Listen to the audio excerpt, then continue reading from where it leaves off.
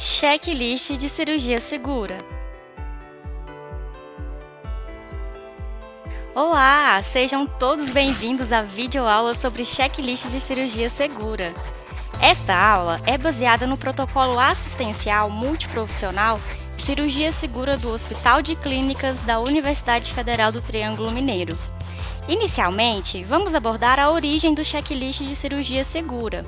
Em 2009, a Organização Mundial de Saúde estabeleceu o programa Cirurgia Segura Salva Vidas, com a finalidade de prevenir eventos adversos relacionados às cirurgias, por meio de orientações e recomendações para a elaboração de uma lista de verificação de cirurgias seguras, devendo ser adequada à realidade de cada instituição.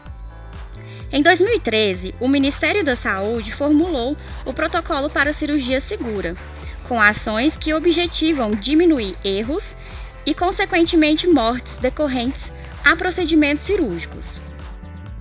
Nessa perspectiva, em 2019, o Hospital de Clínicas da Universidade Federal do Triângulo Mineiro implementou o Protocolo Assistencial Multiprofissional Cirurgia Segura, com orientações e adesão de um checklist baseado nessas recomendações, que foi construído seguindo os princípios de simplicidade, ampla aplicabilidade e possibilidade de mensuração.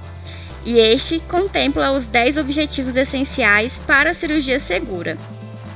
Sendo esses objetivos o primeiro, certificar-se de que é o cliente certo e o sítio cirúrgico correto. Segundo, proteger o paciente da dor, minimizando os riscos da anestesia. Terceiro, ter a capacidade para reconhecer dificuldades respiratórias e um plano de ação pronto. Quarto, preparar-se para identificar e agir em caso de grande perda sanguínea. Quinto, evitar induzir reações alérgicas ou a medicação que tragam riscos ao paciente. Sexto, usar métodos para minimizar o risco de infecções do sítio cirúrgico. Sétimo, evitar a retenção de compressas ou instrumentos em feridas cirúrgicas. Oitavo, identificar de maneira precisa todos os espécimes cirúrgicos. Nono, comunicar e trocar informações críticas sobre o paciente. Décimo, estabelecer vigilância de rotina. O checklist de cirurgia segura ele é composto pelas seguintes etapas: antes do caminhamento do cliente ao centro cirúrgico, antes da indução anestésica e da cirurgia, antes do cliente sair da sala operatória. Antes do caminhamento do cliente ao centro cirúrgico. Inicialmente, é necessário que se preencha o campo de identificação do cliente na unidade de origem, com os seguintes dados: nome completo do cliente sem abreviações, data de nascimento, registro geral do cliente no hospital, unidade da qual o cliente é proveniente, data na qual o procedimento será realizado, nome da cirurgia a qual o cliente será submetido, a modalidade da cirurgia, se é uma cirurgia eletiva ou de urgência. Deve-se checar a identificação do cliente, através da pulseira de identificação, placa de identificação à beira-leito, dados de identificação no prontuário e a confirmação verbal do cliente, se for possível. Banho. Deve-se anotar o horário em que o cliente tomou o banho, sendo necessário para cirurgias cardíacas, com implantes, próteses, em clientes colonizados e ou infectados por bactérias multiresistentes, banho 3 vezes com clorexidina 2% degermante, sendo o primeiro banho às 18 horas, o segundo banho às 22 horas e o terceiro banho às 5 horas.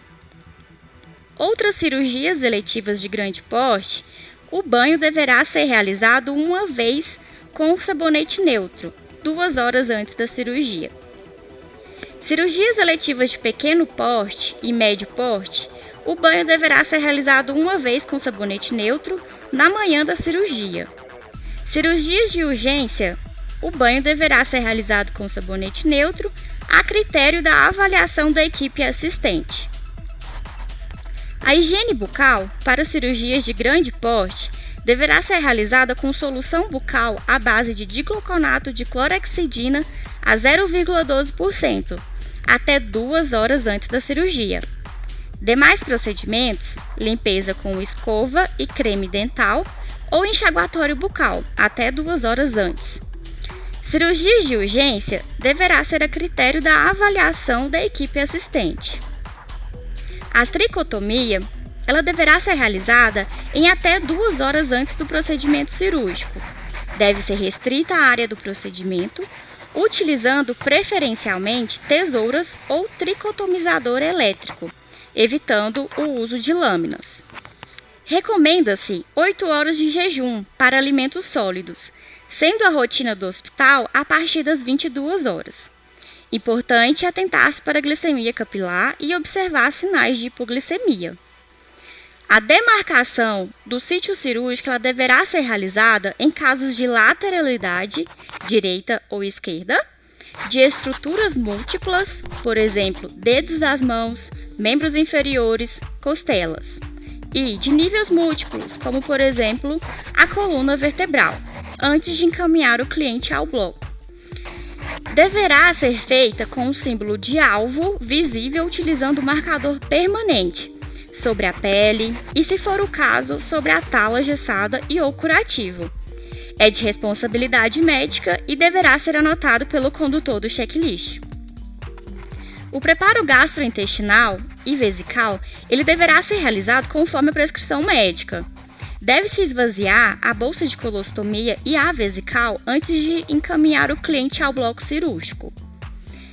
Deverá ser puncionado ou mantida veia periférica com catéter intravascular calibroso 18 ou 20, evitando que essa punção ela seja realizada no mesmo membro a ser operado, ou manter o catéter intravascular central.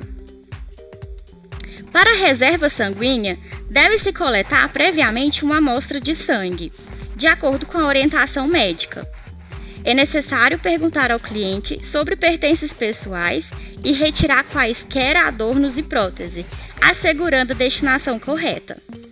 O prontuário ele deve ser encaminhado ao centro cirúrgico juntamente ao cliente. E esta organização do prontuário é de responsabilidade da equipe de enfermagem e da secretaria.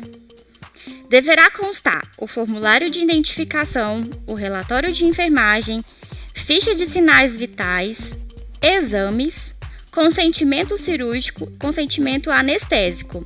É necessário que se anote o tipo de precaução a qual o cliente se encontra. Se é padrão, por contato, respiratório por gotículas, respiratório por aerossóis ou reverso. Ao final, é obrigatória a assinatura e o carimbo do enfermeiro ou técnico de enfermagem que realizou o preenchimento do checklist. Antes da indução anestésica e da cirurgia. Requer a presença de toda a equipe envolvida no procedimento cirúrgico.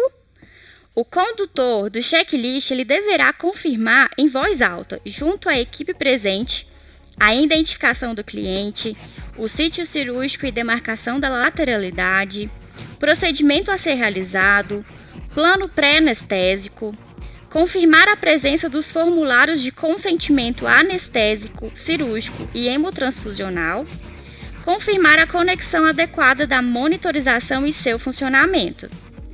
É necessário confirmar a avaliação de vias aéreas e risco de aspiração. É necessária verificação completa de segurança anestésica. Certificar-se se há risco de perda sanguínea que necessite de reserva. Confirmar se o acesso venoso está pérvio. Verificar se o cliente possui alergias conhecidas. Certificar-se que houve a administração de antibiótico profilático de até 60 minutos antes da incisão cirúrgica. Conferir se a montagem da sala foi realizada de acordo com os procedimentos e riscos levantados.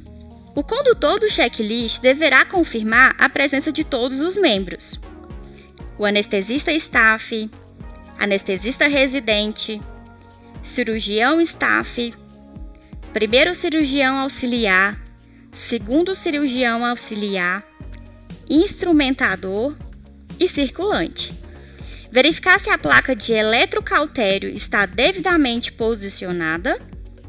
confirmar a presença dos exames laboratoriais e radiológicos, solicitar ao médico anestesista que revise eventuais complicações anestésicas.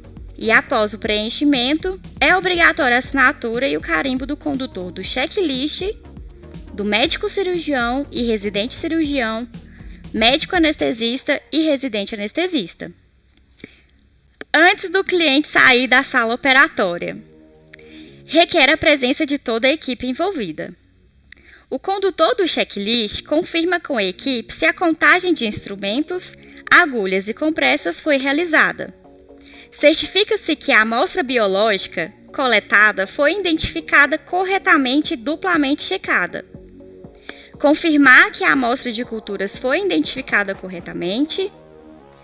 Confirmar se os registros do procedimento no intraoperatório foram realizados, constando descrição cirúrgica, prescrição médica, ficha anestésica e ficha intraoperatória. Verificar se as recomendações da recuperação pós-anestésica e pós-operatória foram realizadas. Certificar-se que foram fixadas as etiquetas de esterilização no prontuário do cliente. Em casos de presença de não conformidades, essas deverão ser registradas e notificadas. Ao final, é obrigatória a assinatura e o carimbo do condutor do checklist.